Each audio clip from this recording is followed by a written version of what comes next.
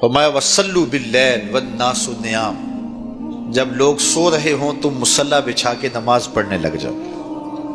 تمہارا رب کے ساتھ تعلق اس قدر مضبوط ہونا چاہیے کہ ایسے وقت میں کہ جب لوگ سو رہے ہوں تو تم سجدہ ریز ہو جاؤ، تاکہ ریاکاری کا امکان بھی مسترد ہو جائے۔ تو یہ چار کام جب تم کرو گے، رسول کریم نے ارشاد فرمایا تدخل الجنہ بالسلام، جنت میں سلامتی سے داخل ہو جاؤ۔ راستے کے جو مراحل ہیں، جنت کے اندر پہنچنے کے جو مراحل ہیں، وہ بھی سلامتی سے طے ہو جائیں گے۔ قبر بھی، حشر بھی، میزان بھی، پلزرات بھی، سارے مراحل آسانی سے طے ہوتے چلے جائیں گے اگر تم یہ چار کام کر لو۔ ان تین کاموں کا تعلق ہماری معاشرتی زندگی سے ہے، اور رات کی تنہائیوں میں مصلی بچھا کے نماز پڑھنا، اس کا تعلق جو ہے وہ ہماری نجی زندگی سے ہے،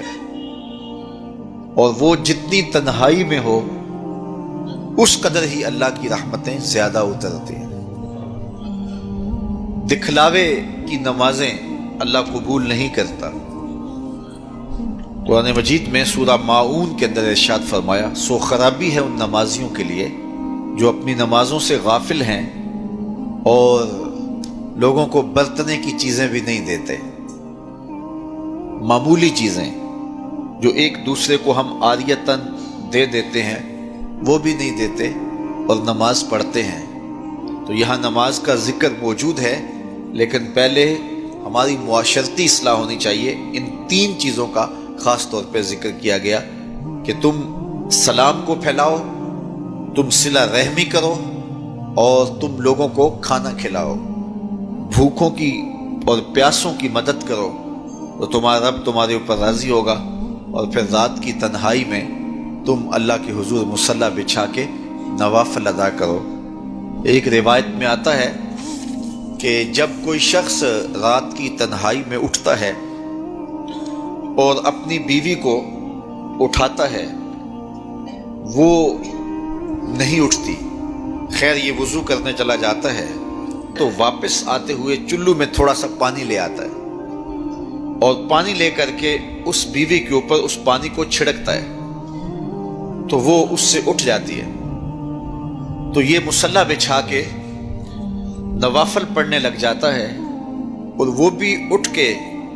وضو کرتی ہے، اور پھر وہ آتی ہے تو یہ نوافل پڑھ رہا ہوتا ہے، چارپائی کی دوسری سمت مصلی بچھا کے وہ بھی نوافل پڑھنے لگ جاتی ہے۔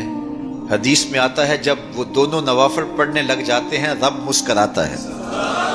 اپنی شان کے مطابق رب مسکراتا ہے کہ میرے بندے کس طرح مخلوق سے چھپ کے میرے حضور سجدہ ریز ہیں۔ تو راتوں کی تنہائیوں میں جب لوگ سوئے ہوئے ہوں تو اس وقت سجدے کا ویسے لطف بھی اپنا ہی ہوتا ہے، چونکہ کوئی دیکھ رہا ہو تو کئی طرح کی باتیں ذہن میں آئی جاتی ہیں، لیکن تنہائی ہو، اندھیرا ہو، کوئی دیکھ نہ رہا ہو تو پھر اس کا اپنا لطف ہوتا ہے، اور سحری کے وقت اٹھ کے نماز پڑھنے کا سرور بھی اپنا ہے۔ اور میں کہتا ہوں کہ وہ ملنے کی گھڑیاں ہوتی ہیں، انسان کو ان گھڑیوں کے اندر اللہ کی خاص رحمتیں نصیب ہوتی ہیں، اور جو سحری کے سجدوں کا مزاج رکھتا ہے اللہ تعالیٰ اس کے من کے اندر روشنیاں ڈال دیتا ہے۔ اقبال کہتا ہے رومی ہو، رازی ہو، عطار ہو کہ غزالی،